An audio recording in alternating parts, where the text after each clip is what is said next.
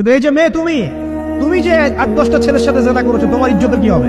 তোমার যে সতীত্ব তুমি নষ্ট করেছো, তুমি তো বিয়ের পর কোনো ঘরে গেলে সে হাজবেন্ডও বুঝতে পারবে তুমি আর সতী স্বাধীন হও, তখন তোমার কি হবে? আর এটা যে এত ভয়াবহ মহামারী একটা ধারণ করেছে না, অনেক ক্ষেত্রে দেখা যায় স্বামী অফিসে যাওয়ার সাথে সাথেই বয়ফ্রেন্ড বাসায় হাজির। এই যে বাক্সে বাক্সে বন্দি জীবন বললাম, বাক্সে বাক্সে বন্দি ফ্ল্যাটের ভিতরে তো ঢুকলে আর বোঝা যায় না ভিতরে কি হচ্ছে। কত ফ্ল্যাটে যে জেনা হয় এখন এই শহরে, আল্লাহ ভালো জানে। এই ফ্ল্যাটের প্রত্যেকটা ইঞ্চি ইঞ্চি মাটি আল্লাহর কাছে সাক্ষী দিবে। যেখানে যে মাটিতে বসে অবিবাহিত যুবক যুবতী জেনা করেছে আর বিবাহিত যুবক যুবতীরা এবং এই স্বামী স্ত্রী জেনা করেছে, এর ইঞ্চি ইঞ্চি মাটি আল্লাহর কাছে কথা বলবে, এর ইঞ্চি ইঞ্চি মাটি আল্লাহর সামনে কথা বলবে। সেদিন তুহাদ্দিসু আখবারাহা, জমিন তার খবর বলবে আল্লাহর কাছে। জমিনের কোথায় কোন পাপ হয়েছে সব বলে দিবে। এই জমিনে এখানে দাঁড়িয়ে জেনা করেছে, ওইখানে দাঁড়িয়ে মদ খেয়েছে, ওইখানে কাউকে খুন করেছে, জমিন বলে দিবে। একটা কথা এখানে মাঝখানে বলে দেই, যারা অবিবাহিত যুবক যুবতী আছো, এই লেকচার তোমরা যারা শুনছো, তোমাদের মধ্যে কেউ যদি জেনা করে থাকো, অবিবাহিতর কথা বলছি, তোমাদের কাদের মধ্যে এখন 100 বেত্রাঘাতের শাস্তি ঝুলে আছে। সূরা নূরের 1 থেকে 3 নম্বর আয়াত পড়ে দেখবে, অবিবাহিত যুবক যুবতী যদি জেনা করে তাদের শাস্তি হচ্ছে 100 বেত্রাঘাত, তাও জনসমক্ষে, এবং এক বছরের জন্য নির্বাসন। এই বিধানগুলো যদি পৃথিবীর কোনো দেশেও না থাকে, আসমানে আছে। মরার সাথে সাথেই এই বিধান কার্যকর হবে ইনশাআল্লাহ। বাঁচার মধ্যে কি একটাই উপায় আছে। এই লেকচার কেন চলে গেছে?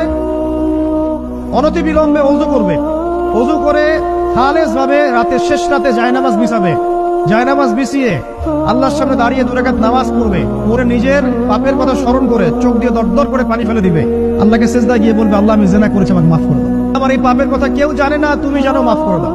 এই মাফ নেওয়ার পরে আবার ওই যার সাথে করেছেন ওর সাথে আবার লিঙ্ক আপ করার চেষ্টা করেন না। আসো আমরা জেনা করেছিলাম, আসো বিয়ে করে নেই, এটা সলিউশন না। জেনা করেছেন, আগে তওবা করে ফিরে আসতে হবে, তারপরে পুরো জীবন ইসলামিক লাইফ লিড করতে হবে।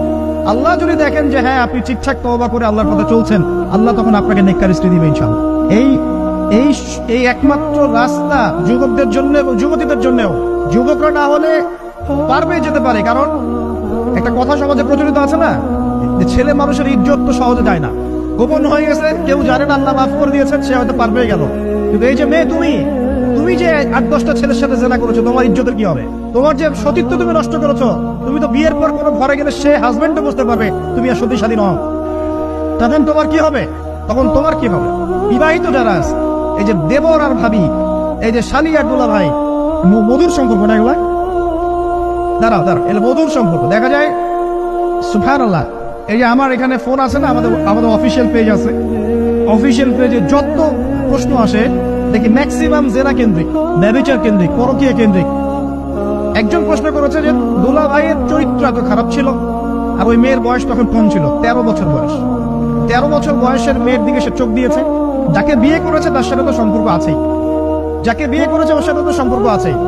তারপরে আপনার শালীর সাথে সম্পর্ক, এখন শালীর সাথে তার 2 বছর ধরে সম্পর্ক করার পর সেগুলোর ভিডিও ধারণ করে তাকে ব্ল্যাকমেইল করছে যে যদি আমার সাথে খারাপ কাজে সে রাজি না হয় তাহলে এই ভিডিওগুলো ভাইরাল করে ফেলবে। এই যে অনলাইনের যুগ, এখন তো মানুষ নিশ্চিন্তে মানুষ যে একটা প্রাইভেট লাইফ লিড করবে সেটাও করতে পারে না। প্রাইভেট লাইফের সবকিছু রেকর্ডেড হয়ে যায়, হয় না? এটা একটা ফিতনা, মহাফিতনা। কারণ সে রেকর্ড করেছে, এইভাবে ব্ল্যাকমেইল করে এই শালীর সতীত্ব নষ্ট করলো, 1 বছর 2 বছর না, 3 বছর ধরে। এখন এই মেয়ে প্রশ্ন করছে পেজের মধ্যে যে এখন তার মানসিক অবস্থা এতই খারাপ, সে জিজ্ঞাসা করছে আমি যদি আত্মহত্যা করি তাহলে আমার পাপ হবে কিনা। এই মেয়েটা যদি আপনার বোন হতো কি করতেন? আল্লাহ না করুক এই মেয়ে যদি কারো মেয়ে হতো তাহলে কি করতেন? আপনার কাছের কেউ হলে আপনি কি করতেন? এখানে ওই শাস্তিটা না বলে সামনে যেতে পারছি না। শোনেন, যারা বিবাহিত ব্যক্তি হওয়ার পরেও পরকীয়া করেছেন, বিবাহ করার পরেও পরকীয়ার পাপে লিপ্ত ছিলেন বা এখনো আছেন, জেনে হোক না জেনে হোক করেছেন, অথবা এটা জেনে করেছেন যেটা একটা খারাপ কাজ তারপরে করেছেন, রাসূলুল্লাহ সাল্লাল্লাহু আলাইহি ওয়াসাল্লামের হাদিস এবং আল্লাহ পাকের কালাম অনুযায়ী তাদের শাস্তি হচ্ছে কোমর পর্যন্ত মাটিতে পুঁতে ফেলে পাথর নিক্ষেপ করে রজম করে হত্যা করা। ইসলামিক যদি কোন রাষ্ট্র থাকতো, এটা যদি হতো, বা এটা যদি ইমামুল মাহদির যুগ হতো, ওমর রাদিয়াল্লাহু আনহুর যুগ হতো, তাহলে এই শাস্তির বাইরে আপনি চলতে পারতেন না, যদি এটা প্রমাণ হতো। এই শাস্তি যদি দুনিয়াতে কার্যকর নাও হয়, আপনি যদি তওবা না করে মারা যান, তাহলে কিয়ামতের মাঠে এই শাস্তি আপনি ভোগ করবেন। মজা লাগছে পরকীয়া করতে? সকালে একটার সাথে, দুপুরে একটার সাথে, আজকে একজনের সাথে রাত কাটান, কালকে একজনের সাথে রাত কাটান, মজা পাচ্ছেন। রাত্রেবেলা মদ খান আর হোটেলে রাত কাটান, সকালবেলা আবার অফিসে যান। আমাদের শহরের এগুলা কালচার কোথেকে আসলো? এই শহরকে পবিত্র করবে কে এবং এই শহরের আসল রূপগুলো স্পষ্ট করবে কারা? খুব মজা পাচ্ছেন এগুলোতে। সুবহানাল্লাহ। একটা বিষয় বুঝাই, ইসলামে কেসাস আছে, কেসাস। মনে করেন আমাকে কেউ হত্যা করেছে, আপনি তাকে হত্যা করতে পারেন।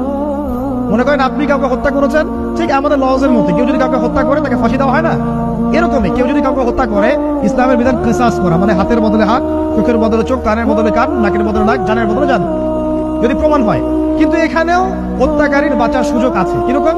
মনে করেন আপনি আমার পরিবারের কাউকে হত্যা করেছেন, আল্লাহ না করুন, এখন আপনি এসে আমাকে ক্ষমা চাচ্ছেন যে আমার ভুল হয়ে গেছে, আমি মুক্তিপণ রক্তপণ দিব, আমাকে মাফ করে দেন। এখন আমাদের পরিবারে কি আপনাকে বললো ঠিক আছে আপনাকে মাফ করে দিলাম, আপনার কেসাস করার দরকার নেই, আপনি রক্তপণ দিয়ে দেন, তাহলে আপনি বেঁচে থাকার সুযোগ পেলেন। বুঝতে পারছেন? একটা হচ্ছে মুক্তা। মনে করেন কেউ ইসলামের কিছু বিষয়কে অস্বীকার করেছে, তাকে জেলখানায় বন্দী করে রাখা হবে, সুযোগ দেওয়া হবে যে আপনি কি এগুলো জেনে শুনে বলেছেন নাকি এর উপর অটল থাকবেন না ফিরে আসবেন। সে যদি বলে না আমি তওবা করলাম, আমি এগুলো থেকে ফিরে আসলাম, ও বেঁচে থাকার অধিকার পেয়ে গেল। কিন্তু বিবাহিত ব্যক্তি যারা ব্যভিচার করেছে, বিবাহিত ছেলে বা মেয়ে ব্যভিচার করেছে, তওবা করে যদি ফিরেও আসে, রজমের শাস্তি থেকে বাঁচার কোনো সুযোগ নেই। আল্লাহর কাছে ক্ষমা চান, ইস্তেগফার করেন। জেনার ফলশ্রুতিতে সমাজে মহামারী নেমে আসে। জেনা, পরকীয়া, অশ্লীলতার কারণে সমাজে এমন সব রোগ ব্যাধির উদ্ভব হয় যেগুলো কখনো ছিল না। এই শহরটা জেনার শহর, আমাদের এই ঢাকা শহর জেনার শহর। আপনাকে এটা বোঝার জন্য আমার লেকচার না শুনে আপনি পেপার পত্রিকা ঘাটেন, অনলাইন সার্চ করেন, দেখবেন এই শহরে আনাচে কানাচে জেনা হয় এবং ওপেন জেনা হয়, মানুষ জেনাকে হালাল মনে করে। এই শহরের যুবক যুবতী যারা একে অপরের সাথে বয়ফ্রেন্ড গার্লফ্রেন্ড কালচারে লিপ্ত আছে, এটাকে তারা হালাল মনে করে, কেউ হারাম মনে করে না। কত বড় সাহস দেখায়। আর রাস্তা দিয়ে আমরা হেঁটে গেল, বয়ফ্রেন্ড গার্লফ্রেন্ড এসে আমাদেরকে সালাম দেয়, বুঝলো আমাদের জন্য একটু দোয়া করেন। তো প্রত্যেকটা পার্কে পার্কে যাবেন, এই যে আপনাদের রেস্টুরেন্ট গুলোতে যাবেন, দর্শনীয় যে স্পট গুলো সেখানে যাবেন, দেধা আছে জেনা হচ্ছে, জেনা আর জেনা। আমি এই যুগের কথাই বলছি। নবী সাল্লাল্লাহু আলাইহি ওয়াসাল্লাম বলছেন, আমাদের নবী বলছেন আমার উম্মতের একটা অংশ, সবাই না, আমার উম্মতের একটা অংশ অবশ্যই জেনাকে হালাল করে নিবে, অবশ্যই মদকে হালাল করে নিবে, মদ পান করবে কিন্তু মদের নাম অন্য দিবে, এবং তারা গান বাজনা বাদ্যযন্ত্রের নর্তকীদেরকে হালাল মনে করে নিবে। নবী সাল্লাল্লাহু আলাইহি ওয়াসাল্লাম বলেছেন, যখন সমাজে এরকম পাপ বাড়ে তখন সমাজে এমন সব রোগ ব্যাধি আসে যা আগে কখনো ছিল না। এবং এদের ব্যাপারে নবীজি বলেছেন, একদিন সকালবেলা আল্লাহ পাক এদেরকে বানর এবং শুয়োর বানিয়ে দিবে। কিয়ামতের আগে এই ঘটনাও ঘটবে, বিকৃত হবে। ভূমিধস, ভূমিকম্প, ভূমিধস এবং আকৃতির বিকৃতি, এগুলো আযাব আসবে আল্লাহর পক্ষ থেকে। এই জেনা, এই ব্যভিচার, এই পরকীয়া, নোংরামি, অশ্লীলতার কারণে ঘরে ঘরে এগুলো বয়ফ্রেন্ড গার্লফ্রেন্ড কালচার। কেউ মনে করে না জেনা এগুলো হারাম, কেউ মনে করে না যে আমার এই যে সহপাঠী আমার গায়রে মাহারাম। এই গায়রে মাহারাম শব্দটাই নাই। কাজিন, চাচাতো বোন, মামাতো বোন, খালাতো বোন, এই যে কাজিন, এরা জেনা করছে। কি দেখা বাকি রেখেছে এই যুগে আমরা? এই যুগে আমরা দেখছি যে নিজের মেয়ের সাথে পিতার শারীরিক সম্পর্ক। পেপার পত্রিকা পড়েন, একটু অনলাইন ঘাটেন, দেখেন কোন যুগে আছেন আপনি। সমাজের ন্যায় অন্যায়, হক বাতিলের মানদণ্ডই উল্টে যাবে। মানুষ ন্যায়কে অন্যায় মনে করবে, অন্যায়গুলোকে ন্যায় মনে করে নিবে। কোনো মানদণ্ড নাই, কোনো মানদণ্ড নেই। আমাদের শহরের এই অবস্থা, শান্তিতে কিভাবে ঘুমাবেন আপনি? নিশ্চিত থাকবেন কিভাবে? কখন যে আল্লাহর গজব চলে আসবে? কোরআনে একটা আয়াত আছে, যখন আল্লাহ পাকের গজব আসবে তখন শুধু জালেমদের উপর খাস করে আসবে না। আলেমদেরকে জিজ্ঞাসা করে, আলেম ওলামাদেরকে জিজ্ঞাসা করে, যখন আল্লাহর গজব আসবে জালেমদের উপরে শুধু খাস ভাবে আসবে না, সবার উপরে আসবে। আমি খুব ভালো মানুষ, ওয়াজ করছি, নসিহত করছি, পার পেয়ে যাবে এমন ভাবার সুযোগই নাই। আপনাকে আপনার সাধ্য মতো অন্যায় প্রতিবাদ করার চেষ্টা করতে হবে। লাতা'মুরুন্না বিল মা'রুফ, নবীজি বলছেন অবশ্যই তোমরা সৎ কাজের আদেশ করো। ওয়ালা তানহাউন্না আনিল মুনকার, অবশ্যই অসৎ কাজের নিষেধ করো। আও লা ইউশিকান্নাল্লাহু আন ইয়াবআথা আলাইকুম ইকাবাম মিন, অন্যথায় আমি আশঙ্কা করি তোমাদের উপর আল্লাহর পক্ষ থেকে বিশাল গজব আসবে। সুম্মা তাদউনাহু, এরপর তোমরা সবাই আল্লাহর কাছে দোয়া করবে, আল্লাহ গজব সরিয়ে দাও। লা ইউস্তাজাবু দুআকুম, তোমাদের দোয়া কবুল করা হবে না। নবী সাল্লাল্লাহু আলাইহি ওয়াসাল্লাম বলেছেন, মান রাআ মিনকুম মুনকারান, তোমাদের মধ্যে যে কেউ whoever he is, যে কেউ যদি কোনো মুনকার, নোংরা, বর্জিত কোনো কাজ দেখে, তাহলে যেন ফালইউগাইয়ির বিয়াদিহি, তার সামর্থ্য থাকলে হাত দিয়ে যেন ঠেকায়।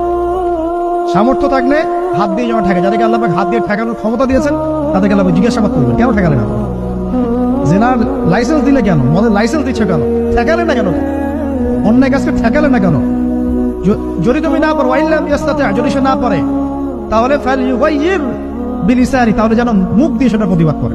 এই যে মুখ দিয়ে প্রতিবাদ করার ক্ষমতা আলেম ওলামার আছে, যাদের হাতের ক্ষমতা নেই, মুখের ক্ষমতা আছে। সেটাও যদি না পারে, ওয়াইল্লাম ইয়াস্তাতি, সেটাতেও যদি সে সক্ষম না হয়, ফাবিকলবি, তাহলে যেন অন্তর দিয়ে ঘৃণাটা পর্যন্ত করে। বিযালিকা আদআফুল ঈমান, এটা হচ্ছে ঈমানের সবচেয়ে নিকৃষ্ট একটা অবস্থা, সর্বনিম্ন অবস্থা। এর নিচে ঈমানের কোনো অবস্থাই নাই। তার মানে অন্যায় দেখে আমাদের যাদের মনে কোনো ফিলিংসই কাজ করছে না, তার মানে আমাদের ঈমান নাই আসলে। সহজ কথা, ঈমানের সেই তেজ নাই আমাদের মধ্যে। আসুন, একটা ব্যাখ্যা এটাও হতে পারে, সমাজে ন্যায় অন্যায় হক বাতিলের মানদণ্ড উল্টে যাবে।